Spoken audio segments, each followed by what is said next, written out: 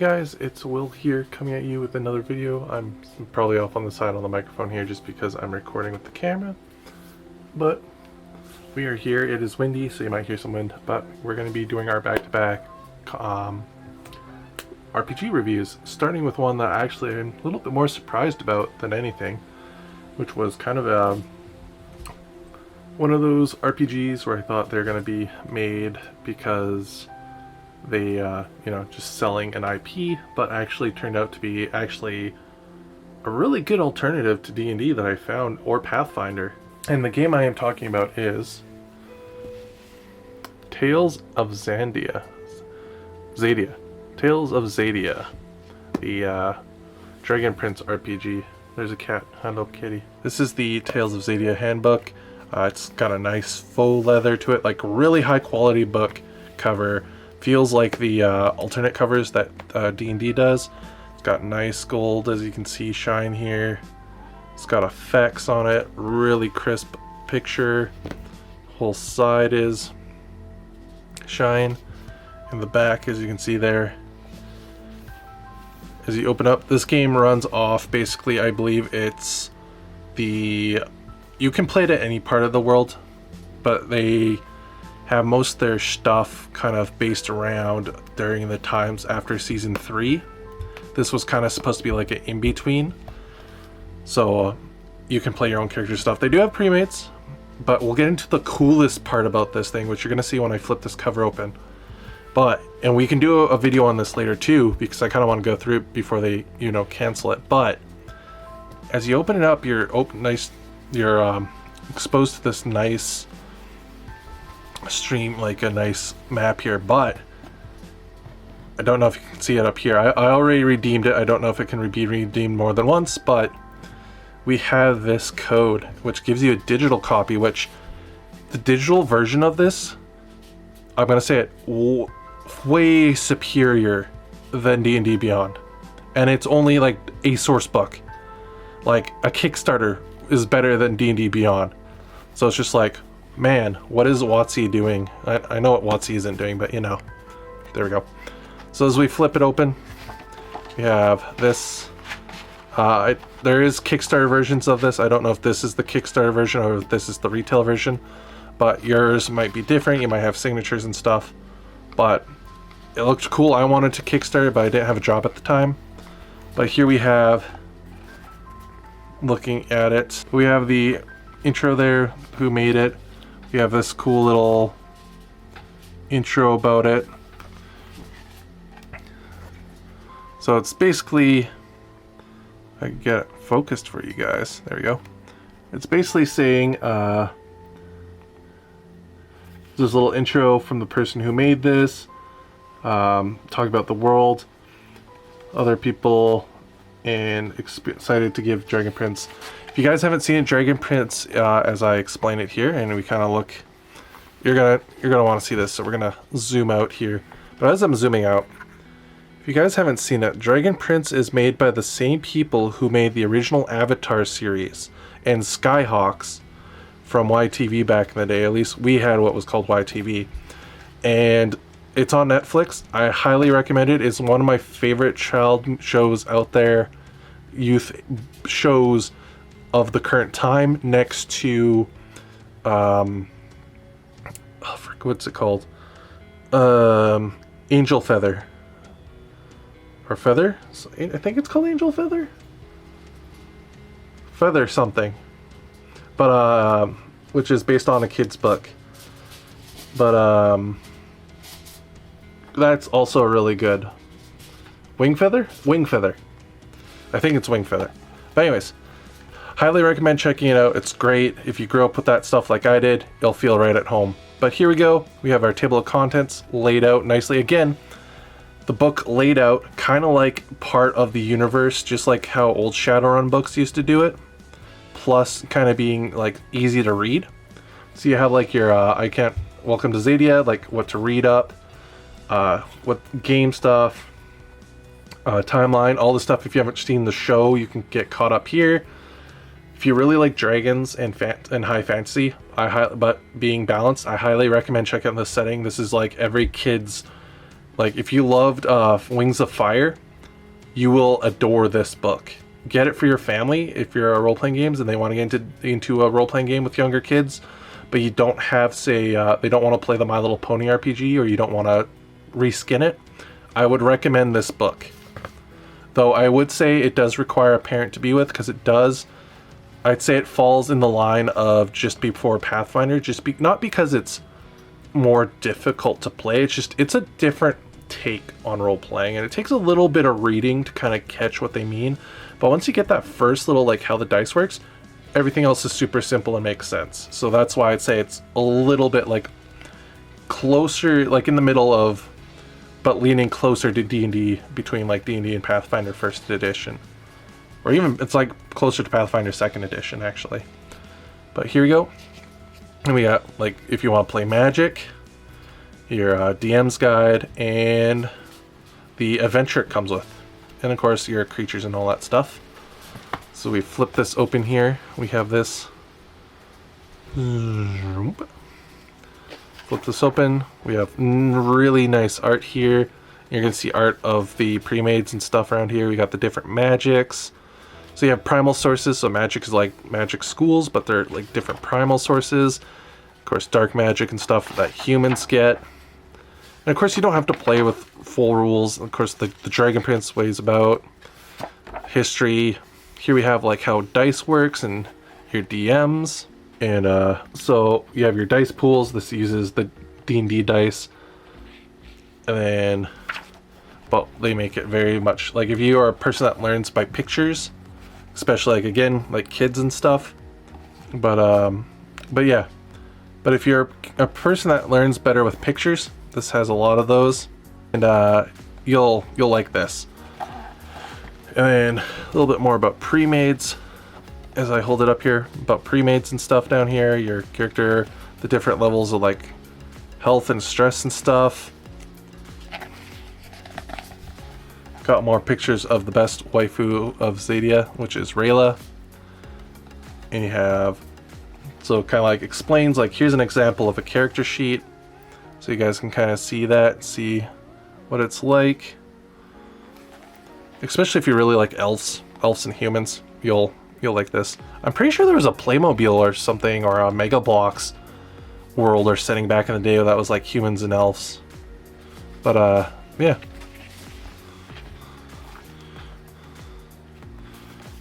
And then of course we have this really nice page. This is all the lore.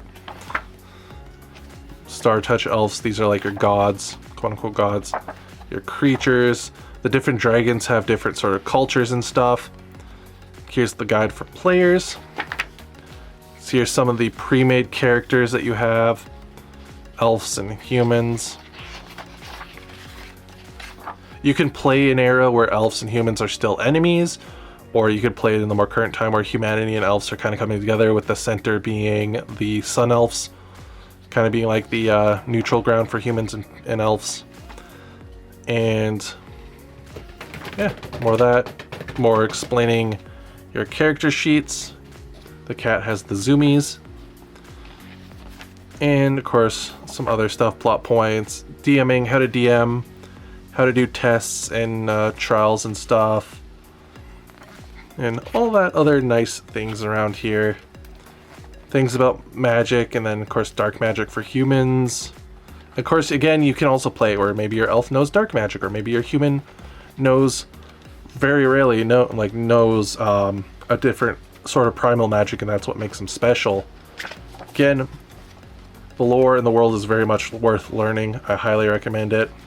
Your different sort of spells and your dragons, and sort of like what these things might mean. So like a dragon, what do dragons in Xadia, like what are their standing characters and stuff.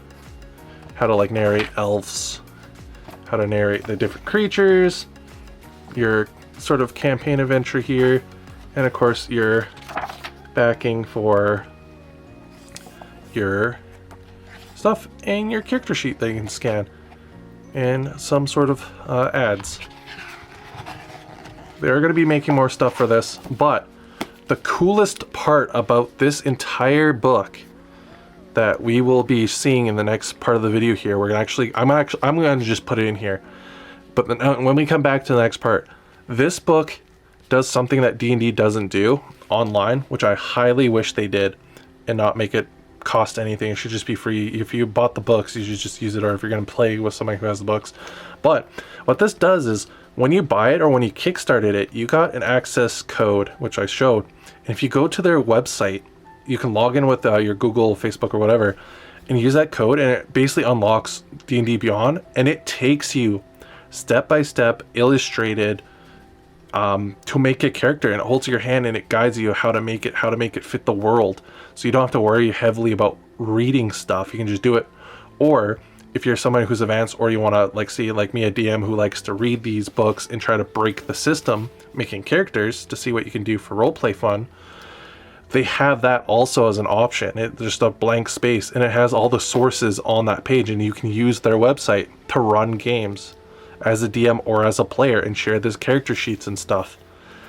And as more of these books come out, and maybe even different game systems or different IPs, that's really sick. And that this really nice book I have in itself could be a special edition. I don't have to worry about it getting dirtied and wrecked, and I can have it on my shelf with my other collectible card covers.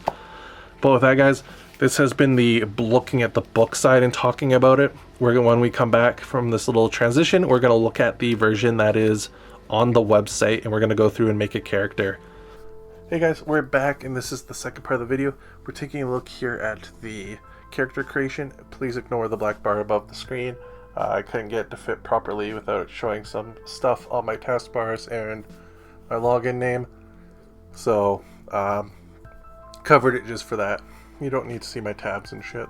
But anyways, we're taking here, and this is the official character creator from the page. So after you go to their website, which all the directions is available on their on the books when you buy them, or in your emails, they'll have links for all that stuff. Or you can just search up Tales of Xadia, and you'll find it. But this is where, after you've redeemed your code and you've made an account, you'll be able to see this under the many other tabs of things that you can do. There's sources and stuff, so let's go through that first. This kind of brought here because I tabbed it, so we're going to go to home. So this is the website you'll see. You scroll down, it's going to tell you more things. So here we go. We got these stuff and this stuff, so if we go here, powered by Cortex, as you can see. And we have you can create characters. You can do, there is stuff for lore and things, so we're going to go, because I have the book. Okay, that's cool. So if you don't own the book, you'll have 3 that you can make. Or, if you own the book, like I do, you'll have 6, which I do right here. So we're going to make a new character. So we're going to go here. And as we see here, we're going to kind of like answer these sort of life choices, these answers, kind of like what Power Ranger are you sort of thing. So, and of course, if you want to do something funky, like say make a human who's a half elf, or stuff with primal energies and things, you can do that with the create your own character sheet and a little bit of fangdangling. Though humans and elves in this world are very much somewhat equal, it's basically the difference of elves are like sorcerers and warlocks. I know that's just like everybody plays those in D&D, you know, because magic and shit. So if you're a freaking magic weeaboo and you only play tieflings and dragonborns and stuff because you want to feel special, go with elves. If you like to play and of course all races can basically do all the classes, it's just as a racial bonus, your elves are going to be the more arcane and mystical side, whereas your humans are going to be more the divine and martial side of things. So your humans in this world are represented more like by your like paladins, your rogues, your clerics, your wizard, your mage, things like that, your fighter. Whereas your elves are going to be your like, and both are kind of like bards, but then your elves are going to be your mystic rogue, your sorcerer, your warlock, your druid. depending on race. So we're going to choose, just for this, because this really shows off the people. Though I'm going to make my half-elf human rogue, or human rogue paladin, as I always do in all my actual character sheets. So we're going to make an elf. So now we got to choose the different elves. And this is going to be a bit of a lore talk about these things, so we can speed up. So your Earthblood are kind of like your Wood Elves. These are the ones that are going to be your druids, your sort of like nature tenders, the ones that listen to the dragons and stuff. Each sort of faction of elf has a sub-dragon, and then there's like one, king, queen dragon, which hence the dragon prince. And this is their factions. They're humanoid followers. So those are your Wood Elves. Your Moon Shadow Elves are like your good drow. Or your, moon elves from World of Warcraft. You have your Skywing, which are sky dwarfs, freaking sky elves. Sometimes they have wings too on their backs. And then your Sunfire Elves are like your high elves. They're forge-based elves who have combat magic and stuff. The badass elves, closest to humans, and in this lore story at this point, they're the first sort of elves that decide to kind of trust humans again, because there was a whole human-elf war back in the day. So, looking at that, we have sort of like what do you get for choosing these and what can you get. And of course, if you don't know what this is, boom, it tells you right there. So as you level up, these are some of the things that you might get. So I'm going to choose for my class, though Rayla is a best girl, I'm going to go Sunfire Elf. Though I think I like the Moon Shadow Elves. I really like them. I'm going to go Sunfire Elf, if I can choose that. But, so it looks like it's selected. It's blue there. So we chose our people. / we chose our community. So we're going to do that. And are we a mage? Yes or no? So do we do magic or do we do combat, basically? Let's go yes. Let's really push this. Magic can be complicated for some people to learn when they're first making a character. So we're going to do that. Though being a mage in here is more like magic is sort of like natural or a part of you. So it's more like Maguses, like from Pathfinder. You're not like a squishy mage in the back, though you can be if you wanted to, but most magic people use are like one or two little runic spells that they use to buff themselves, and it's a lot of still physical combat. So here we go, we have our magic. So it looks like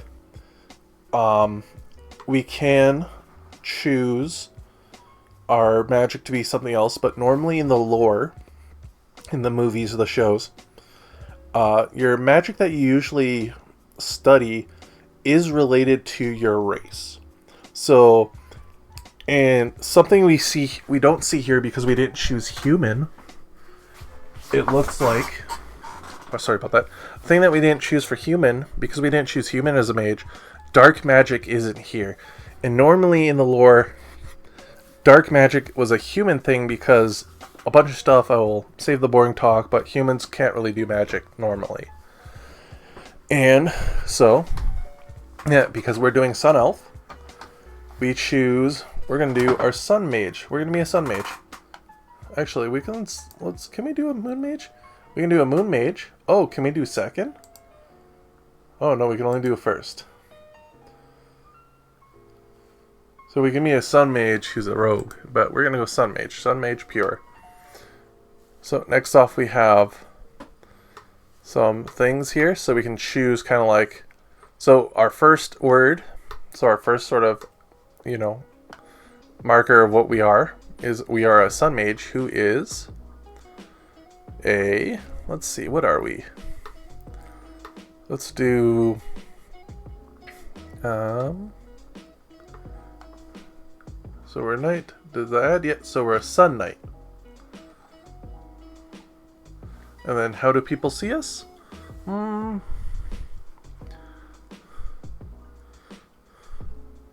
Let's go considerate. And that gives us a thing, as you can see here, devotion. And then how do we see ourself? Let's see.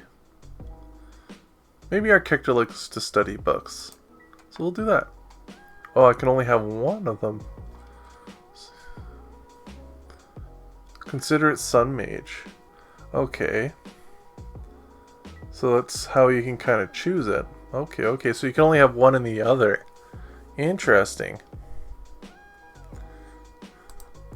So, if we choose the Knight, we get a glory. Okay.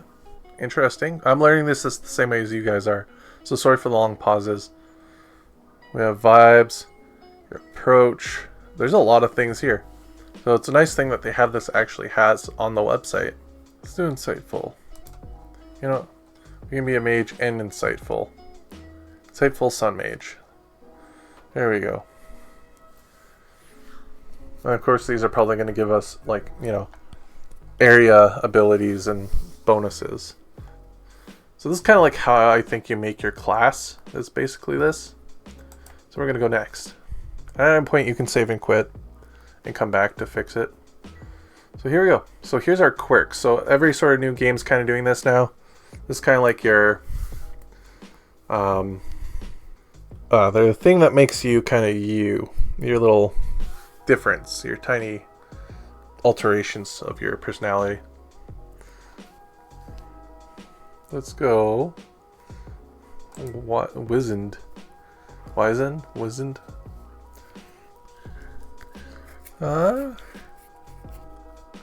Hey boy. Next. And of course it looks like there's a little tab so you can choose, like, if you're looking for a specific bonus or a type of thing, you can just use it to be like, hey, I want only cook related things, or like devotion related things. So now we get to choose basically our like attribute layout. How are we going to do this? Are we going to rate it ourselves? Are we going to take the focused route, or are we going to take the versatile route? Focus route seems like it's like your average from D&D. I forget what it's actually called. But we're going to we're just going to do focus. You know what? Choose focus. Focus seems like it can be pretty good for if you have a thing. So we're going to do that. So because we're a wizard, we're going to go here. They kind of tell you what they are. So we're going to take our 10 and we're going to take that to this. We are also a sun elf. So strength is also going to be our thing. And we're going to take to our agility. Actually, you know what? Let's take 10 into agility, because we are elf. So agility, but then we'll put 8 into our strength. 8 into our awareness. 6 that, and then we're going to be that. So now here's a new thing that's unique to this game of your values. And we're going to assign a die rating for each value. Your distinction already provide a number of dice steps. You may place additional steps in any event you like. Step shows what steps are available. So this is sort of like you can up your dice. So why do we want a devotion? And so we're going to keep devotion as it is. Oh, I keep bumping the microphone. So I'm going to go because I'm supposed to be super friendly. We're going to preserve history. Justice. We're going to choose. I know what history does to villains. Liberty. And some of these might be different because we're sun elf. Like this here, there was a thing that happened to them, and they want their home back. So, history. There we go. And then we're going to. We have 3. So we're going to. I think we're going to. raise our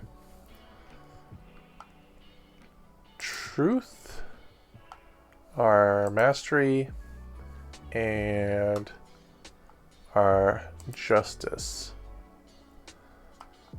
Yeah. So far, so good. What helps you? Specialties. This is also a new thing. So this is kind of like your action, your skills. So let's go experts. This is going to be our Sun Mage. So bam. And then we can add another asset. So let's do that. What happens? So what do we want? So here's gear and things that we have for it. So we can have animals. This game does allow animal stuff.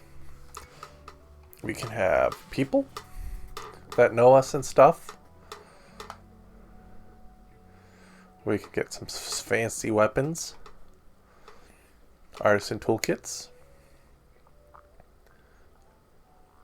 Books. Random things. Shields and armor. Okay. And you can make your own things. So we want a Sunforge blade. Though having people, you can have, people as a contact, and when you level up, you'll get things too. But here we are. We can choose images, but we're not going to. And here's some magic. You gotta choose 3 spells. So we're going to choose, we're going to have that. Oh, we can see truth, or we can enhance strength. We're going to enhance or see truth, because you don't need to fight if you don't need to. My character's willing to also fight if they have to. Now we got what makes us special. So these are things that are specific, like all the stuff that we've done. These are things that we can choose that make our sort of like abilities, sort of racial / class passives and background stuff, kind of its own thing. But your race, your classes, your special abilities, what your traits and stuff you put into it seems to affect that. And again, it's a lot easier to do it on this website than in the book, though the book itself, from what I've read, to make a character is actually not that bad. Just as a new person, this is way easier to done. I've been having, it's easy, quick to read. Everything is like nice to take. Nothing seems more powerful than the others. So there are some that stick out more to me, what I would like for this character, and that's a good thing. Even though the ones that didn't stick out for me are still like, in practice, are good. So far, the only thing I've not seen where it's like, why would you just take the other thing, is that one Flamefinger. Maybe Flamefinger like would light up, so if you want to be stealthier or read something in the dark and not get caught. But if you're using light, it's for, your non-human friends or your non-Moonshadow friends. So you need everyone to see anyways. So here we go. We're going to choose 2 of these. So are we a heat being, light being? Or are we relentless? Elf might, elf senses, elf grace. We're going to choose elf senses.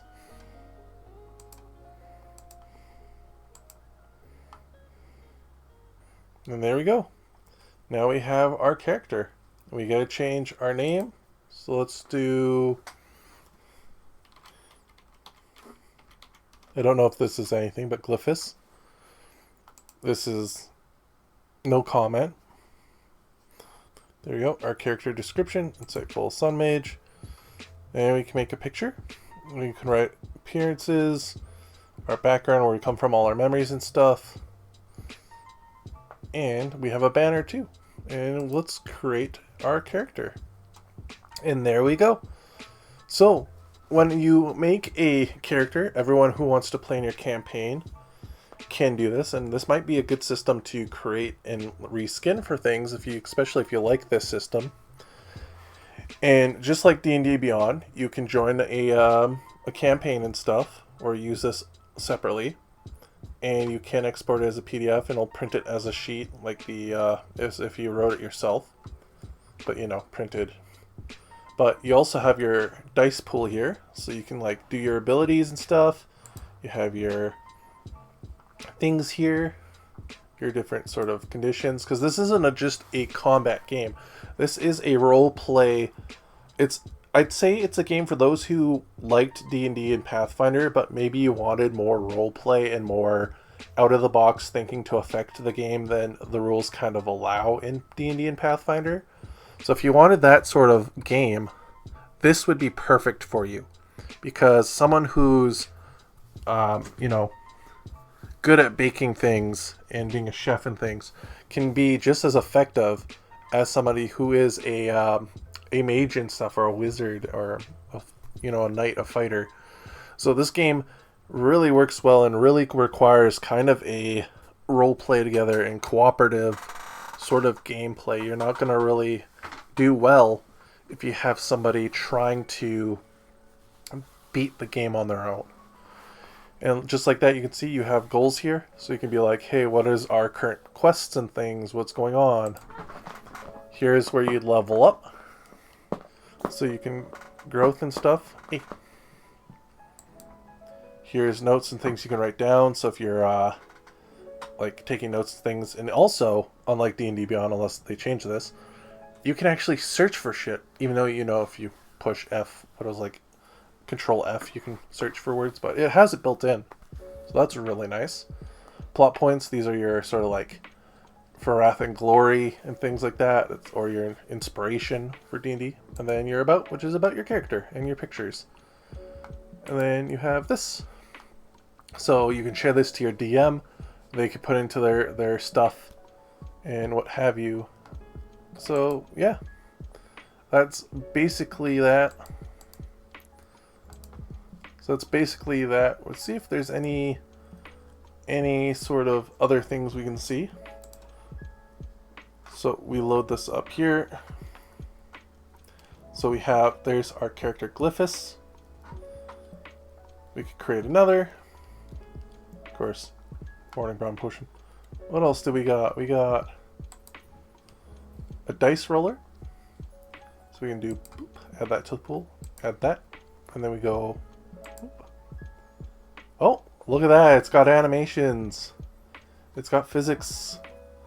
Woo. So this is a cool kind of like how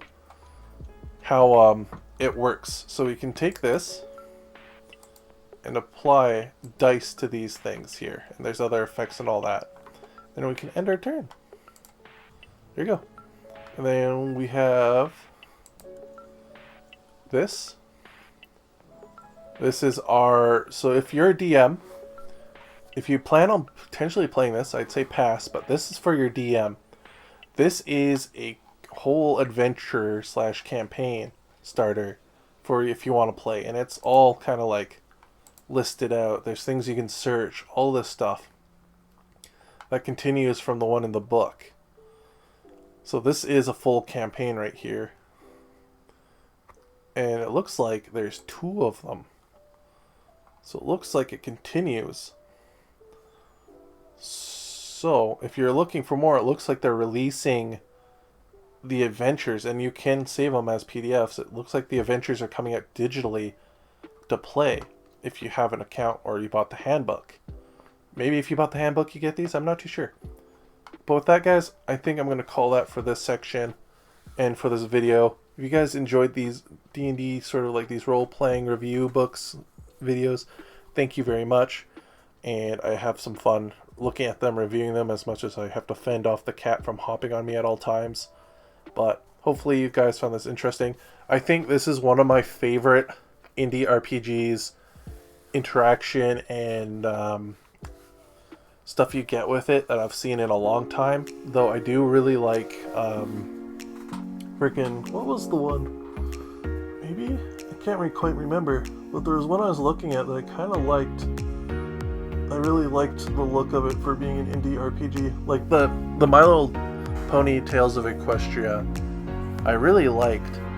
I think it was one of my favorite indie publishers, sort of small books, but this Tales of Xadia might actually be my new favorite sort of like offside RPG. So I highly recommend checking this out. It's on their website. It looks like you guys can make free accounts and make your own characters, though I don't know what the extent of the limited space is or limited resources you'll get. But that, guys, we will see you next time. Thank you for stopping by, and we will see you guys in the next video. And bye-bye.